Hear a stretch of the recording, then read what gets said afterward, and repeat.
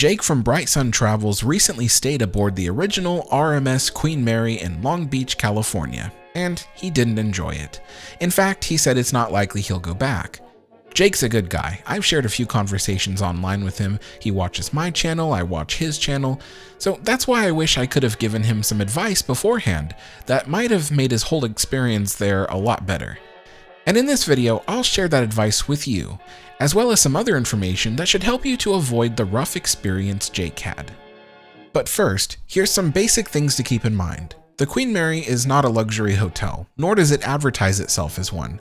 Organizations like AAA and Michelin categorize it as a 3-star hotel, so your expectations should reflect that. Furthermore, the Queen Mary is a retired ocean liner from 1936, and since the year 1996, she has been registered as a historic landmark, which means that she can't be upgraded like a modern hotel without losing her historic status, and any changes, any alterations made, must adhere to strict guidelines, and it takes city approval for such things to happen. It starts as you pull up to the facility. You're met with a large gateway prompting you to pay for parking, which, even if you're a guest, is $39 a night, which is really insane. When you put it that way, it does sound pretty insane, but let's put things in a perspective. Daytime parking for non-hotel guests is $18, which you can easily get reduced down to $10 if you validate your parking by purchasing food, drinks, or merchandise on the ship. The overnight parking costs $39 because the parking lot is patrolled by security, which is extremely necessary in the smash-and-grab county of Los Angeles. Not to mention, the parking price is lower than other waterfront hotels in downtown. You pay $42 overnight parking at the Long Beach Marriott and $60 at the Fairmont Breakers. I could keep going, but you get the point. I also want to add that the Queen Mary Hotel is not in charge of setting the parking price. The city of Long Beach is, because they own the ship and the land around it. The city did take over control and approved repairs to various critical points of the ship. They would also bring on a third-party hotel management firm called Evolution Hospitality. He's right. After 30 years of neglect by previous management companies that leased the ship from the city of Long Beach, the city had enough, and they went to court to terminate the decades-old master lease agreement and take back full control. Long Beach has since invested $43 million and completed critical safety repairs and have been ramping up on several cosmetic and hotel repairs and restorations. Something is actively being done about the ship, and not a single dollar in taxpayer money has been spent on the Queen Mary. It's all from profits and the Tidelands Fund, which is supplied by oil fracking operations off the coast of California. Taxpayers are not putting a single penny into the Queen Mary. If anyone tells you different, that is a lie. In 2021, the city hired Evolution Hospitality, which is like a hotel staffing agency, to operate the ship. They don't own the ship, they are simply paid to run it. Their contract is paid in advance, and whatever profits the ship produces gets invested in the ship's maintenance. Evolution is not responsible for the 30 years of neglect the ship faced, but they are tasked with helping to repair it. This is not something that can be done overnight, but they have been working diligently, and they've turned a consistent profit ever since the ship reopened in 2023. Just a quick note about the ugly exterior areas of the ship with the abandoned submarine. The city of Long Beach is currently in the planning stages of disposing of the submarine either late this year or early 2027. The city already demolished the abandoned English Village and the abandoned ticket booth. They're even exploring proposals for new landscaping. So the city is actively working to clear out and beautify the area immediately surrounding the ship. Anyways, I originally booked a 1-king bed deluxe room. However, when we arrived, we were told that the room type that we booked was no longer available, and that we'd be upgraded to the Royal Suite. Okay, so we come to the point in the video where Jake shows us the Royal Suite. He originally booked a middle tier room, but was upgraded at no additional cost. Unfortunately, the room he got had a few areas that were still dirty or in need of repair. The room should have been made fully ready before he was brought in. However, I think his suite was probably awaiting maintenance work, but because the hotel booked out most of its available rooms, they had to press this one into service for Jake. Let me show you several rooms aboard the ship I was allowed to see and video. I originally filmed these rooms for content on my channel, but you can see how tidy and in good maintenance they are. Are the rooms super impressive or luxurious? No, but you can see that their condition does not reflect the condition of the room Jake got. That's why I think the Royal Suite wasn't intended to be rented at all. They just had to. Let me show you the room I stayed in last time I was on the ship. This is M102. It was perfectly clean and in good repair. What I'm trying to say is that if you book a room on the ship, you're not likely to see one in the same condition as Jake's room.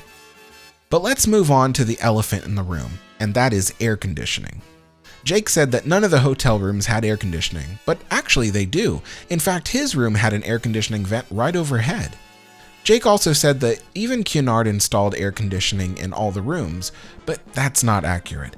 When the ship was in service between 1936 and 1967, the only air conditioning on the ship was in the public spaces, but they never installed it in any of the passenger cabins. What they did install was this doohickey. This is called a punkalouver. In the old days, if you had set it to the cool position, it only blew air from the North Atlantic, whatever temperature it was outside. If you had set it to the warm position, it switched on a heating coil, but that's all it did. When the ship was being converted into a hotel in Long Beach, the designers had a problem where they could not supply every single cabin with air conditioning. So they had a clever trick. On the outer decks of the ship, they installed a series of forced draft air conditioners. These were designed to fill the ship with a positive air pressure of conditioned air. They were able to put a direct vent into all of the suites on M deck, including Jake's cabin, and some rooms on A deck and B deck also received their own vent. Some of the original punkalouvers were hooked up to the forced draft system, but for any rooms without a vent or a working punkalouver, this is where the clever trick comes into play. All of the ship's corridors have forced draft air conditioning, and that air will trickle into the cabin through the grill on the cabin door and supply every room with cold air. However, this doesn't work as well if you have your portholes open to the hot Long Beach air. If you're like me and you like having cold air actively blowing in the room while you sleep, then you might not get that on the Queen Mary, just keep that in mind. In 1996, the ship became a historic landmark, and in order to keep that status, they can't do any upgrades to the ship that affect its remaining historic materials. That means they can't just decide to cut out wood paneling and install a brand new air conditioning unit in every cabin. They have to use the forced draft system.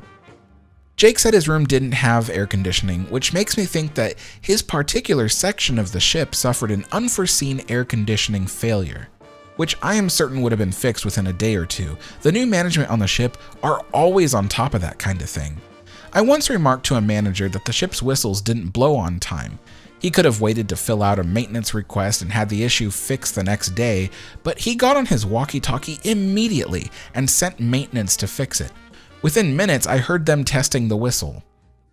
I know lots of people who book rooms on the ship, and none of them experienced what Jake did, so I think he just had a lot of bad luck.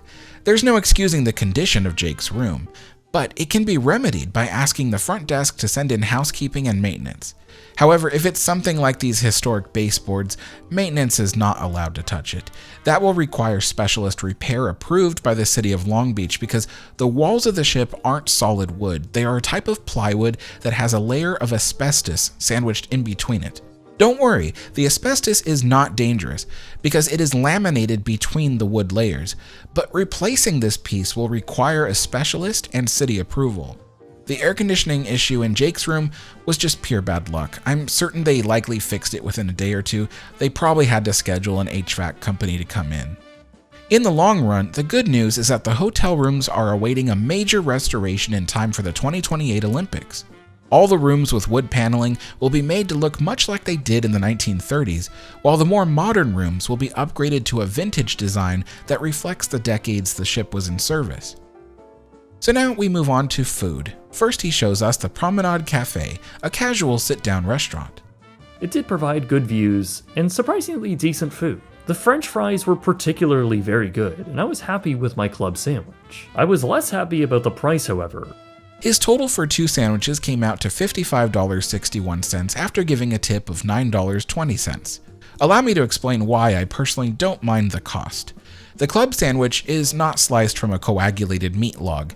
It's hand-carved and roasted in-house on artisanal bread that I think is also baked in-house.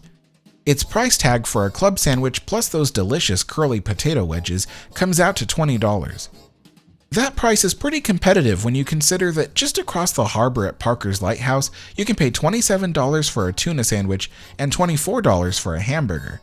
I understand if these prices just don't feel right to you, but I like the sandwich for its good value and for something relatively high quality that fills you up. And you're ordering it from a table service restaurant aboard a tourist attraction, not the deli counter at your local grocery store. The price is bound to be higher than bargain food. For dinner, he went to Chelsea's Chowder House, which is actually located next to the dining area of Promenade Cafe and offers the same harbor views. This is also a sit-down restaurant, still casual, but considered a finer experience. This is also a very tired-looking space. The restaurant looks nice and it's in good repair. I think it only looks tired because he ate here close to closing time. Usually this restaurant is really busy around dinner time. That may be why he ate here so late. Our friend Michael got the halibut, though for $48, it was shockingly bad. So bad, in fact, that he didn't even finish it. The hotel gets a shipment of fresh meats and seafood in the early morning hours of every day. All their kitchens were recently fully renovated with the newest cooking equipment. So I don't think the fish went bad. It's possible that he didn't prefer the flavor of it. The fish comes with a fancy pickled relish on top of it, so I think that explains why it Tasted and smelled bizarrely similar to a scented Glade trash bag.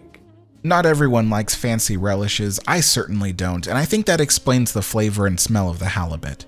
I'm a culinary school trained chef with years of experience in restaurants, and I've even owned my own cafe before the pandemic, so let me provide some advice to anyone who wants to eat at any restaurant anywhere. For the best quality meal, try to show up before or just after peak dinner time, which tends to be between the hours of 5 p.m. and 7 p.m. But try not to show up near closing time, as by then all the best cuts of meat and seafood would have been sold already, and much of the food that's left has been sitting in the refrigerator all day. If you order something and you realize you don't like it, there's no shame in sending it back, especially here at the Queen Mary. They are more than happy to remake the food or exchange it for something else. Unfortunately, it doesn't seem like this fellow sent his food back. He ate most of it, and so he was stuck paying $48 for it. Now we look at what they paid. Jake's friend paid for his own halibut, which we can see him signing for. So if we look at what Jake says he bought, which was calamari, clam chowder, Caesar salad, and a spritzer, he shows the bill, which was $106. But before tipping, the subtotal was actually $88. Yikes, that does seem overpriced at first, but if we look at the menu, we can see that Jake paid $12 for his house-made clam chowder, he paid $16 for the Caesar salad, he also bought the calamari, which was $18, and then got the spritzer, which was $15. Those four items add up to $61, and when you add taxes, that comes out to $67. Since his bill shows a subtotal of $88, I think he must have purchased $20 of additional items. It wasn't the halibut because that was $48, so I think the prices for the individual items were pretty competitive and actually cheaper than most fancy restaurants across the harbor. I just wanted to point this out because whether or not you enjoy the food is your preference. I personally love the food here. It's not Michelin star or anything, but I enjoy it. I've never had to send anything back, and everyone I've eaten with over the years likes to eat here, so your experience may vary. So then they show the observation bar where the total was $32.60 for 2 drinks. Yes, I know that sounds high, but let's look at the subtotal, $27. If sales tax is $3 of that, that leaves us with $24, which was split between 2 drinks. Any way you slice it, that's a bargain. I love the drinks here. For $12, I can get the best and smoothest whiskey sour I've ever had. Jake said that Emmy didn't like her drink and she could barely get through it, so my suggestion to anyone who wants to have a drink here is to send the drink back if you don't enjoy it. The bartenders are more than happy to remake it for you or make something else. Now, if you're a non-guest visiting the Queen Mary, it's around $45 to gain entry. That will get you a guided tour on board and access to self-tour the ship. Jake's right. That basically means that you can roam around the ship as you please, and it includes one guided tour of your choice. I think that's a decent price considering that those tours go for $30 or more. However, there are ways to get on the ship for free. If you make a reservation at one of the restaurants, you can get on the ship for free all day. You don't get a free guided tour, but you can roam around the ship at your leisure. Also, on Tuesdays, they do a live music party at the observation bar called Meet Me at the Mary. It's a free event that you have to reserve in advance, but if you go, you get free admission all day. And you can get your parking validated and pay only $10. There are ways to get great deals on the ship. All you gotta do is ask. Also, something that Jake probably didn't know, but is good advice for everyone, is that if you're going to book a room on the ship, sign up for the Commodore Rewards program. It's free and you get perks every time you book a room. I recently booked a room for later this year, and I get a free drink at the observation bar, a free bowl of clam chowder like the one Jake enjoyed, and I get late checkout for my hotel room. If you arrive too early to check in or you plan to stay on the ship after check-out, the hotel will hold your luggage for you all day. You don't have to worry about roaming around the ship with your bags. In the video, Jake mentioned that he really wanted to see the Queen's Salon, which is the original first-class main lounge. Unfortunately, much of the first-class public rooms on Promenade Deck were closed off to special events when he was there. Nowadays, it's rare when all the public rooms are booked at once, but usually if you take a guided tour, many of the tours take you through these Art Deco rooms, and they'll do it if your tour is before or after the event. Generally, when there are no special events being held, these rooms are sometimes unlocked and you can walk right in, and even if they're not, they are available on tour. I think Jake just ran into some bad luck here. You might wonder what the current state of the ship is. Is it as bad as it looks? To which I must say that it's the opposite. Before the ship closed for the pandemic, which was in 2020, the ship looked the worst it's ever looked because the previous managements over the last 30 years had neglected it. But ever since the ship reopened, there's been a ton of restoration work happening everywhere. The ship is a hive of work. Something is always being fixed or restored.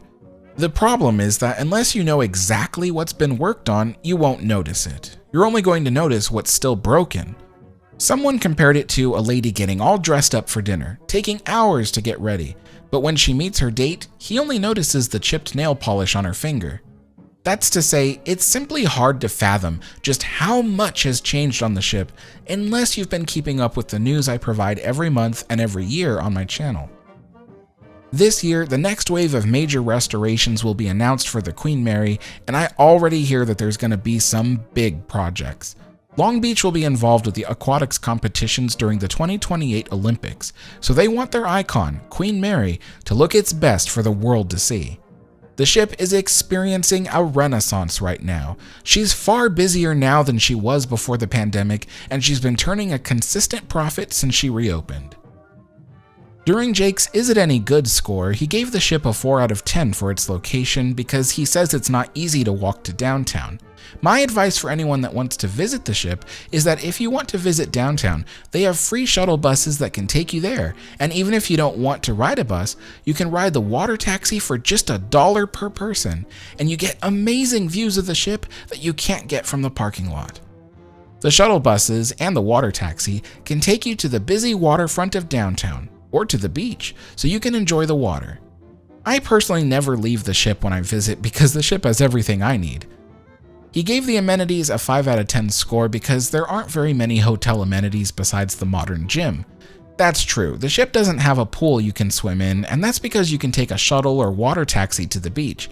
And they don't currently have a spa because they're working on plans for a new one.